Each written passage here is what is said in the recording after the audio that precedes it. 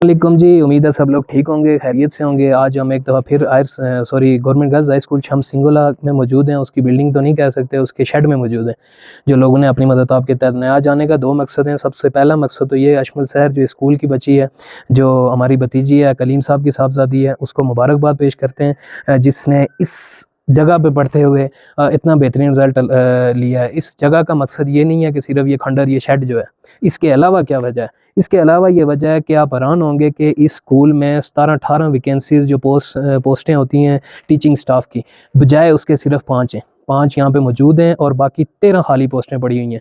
उनको फिलअप किसने करना था, लुक आफ्टर किसने करना था, ये चीज़ें किसने पूरी करनी थी, किसके हवाले आप लोगों ने बच्चों को किया हुआ है।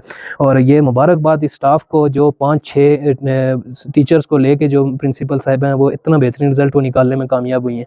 और इन लोगों का आपको बताता चलूँ, इसके पीछे चलें, छोटी सी एक कहानी भी सुनाते हैं कि एक काउंसलर साहब का नाम, छोड़े नाम को, क्या नाम है तुम्हारा, किस नाम से पुकारूं। काउंसलर साहब जो हैं सिंगोला के हायर सेकेंडरी स्कूल आगरा में 4 पोस्टें खाली थी। वहाँ पे डीओ ऑफिस में जाके उन्होंने धरना दिया, पोस्टें उन्होंने फिल करवाई, वहाँ से लेटर लेके वहाँ से उठे। रियली अप्रिशिएटेड जी, आपने बहुत स्ट्रगल की और बहुत अच्छा काम किया। स्कूल वो भी हमारा, पूरा सिंगोला हमारा, लेकिन आपके लिए ये आपका नहीं है, आप इसके नुमाइंदा भी नहीं है, इस छम के नुमाइंदा भी नहीं है, इस छम के स्कूल के साथ भी आपका शायद कोई ताल्लुक नहीं है, ना इस बरादरी के साथ कोई ताल्लुक है, ना लोगों के साथ ताल्लुक है। तो उन फीलों को सलूट जो आपके पीछे लगे हुए, इसकी वैकेंसीज जो खाली हैं, इसकी जो पोस्टें खाली है, वो किसकी रिस्पॉन्सिबिलिटी थी? उसके लिए हमने इंडिया जाना था, ट्रंप के पास जाना था या इसराइल के पास जाना था? उसके अलावा तो शायद हमारी किसी ने सुननी कोई नहीं थी। और सुने कौन, सुनाने वाला है कोई नहीं हमारा। हमारे जो लोकल नुमाइंदे हैं, जो फील हैं, धड़ाधड़ आजकल अपनी मेहनत में लगे हुए हैं, कभी एक जगह से दूसरी जगह इस कीचड़ के माहौल में वो गिरते टलते फिर रहे हैं, बस हार इकट्ठे कर रहे हैं।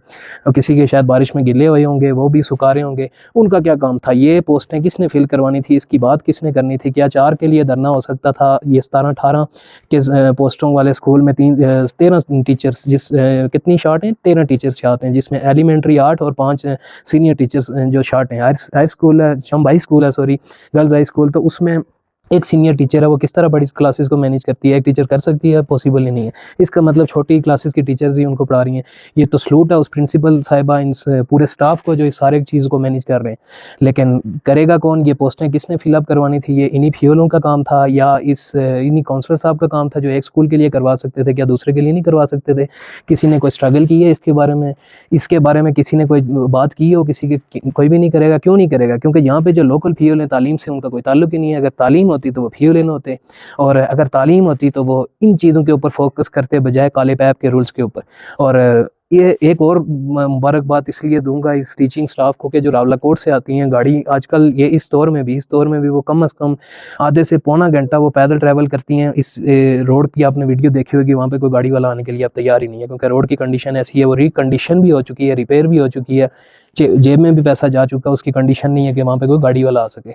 इस दौर में वो पैदल ट्रैवल करके आती हैं, सफ़र करके यहाँ पे आती हैं, और स्टाफ आगे कितना मतलब उन लोगों पे बर्डन होगा कि एक आप देखें कि ये जो 15-17 बंदों का काम है, वो 5 बंदे किस तरह कर सकते हैं? कितना बड़ा मुश्किल काम है, लेकिन फिर भी वो मैनेज कर रहे हैं।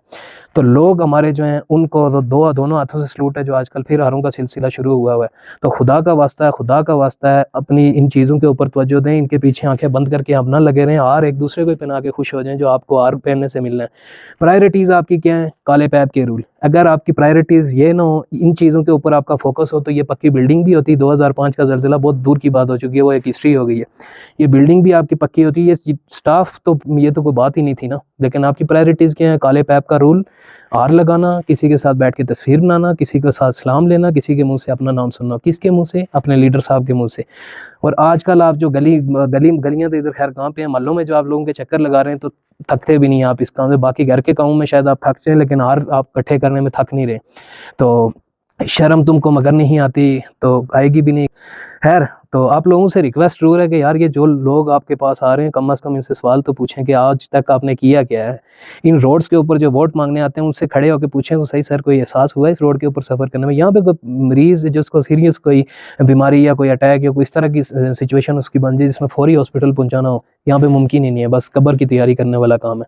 तो फिर भी आप इन लोगों के पीछे लगे हैं। खुदा का वास्ता है, सोचें, सोचने पे मजबूर करें। वोट अपने चाचे ताए मामे महल्लेदार, महल्ले के ठेकेदार को ना दें, उसके कहने पे ना दें।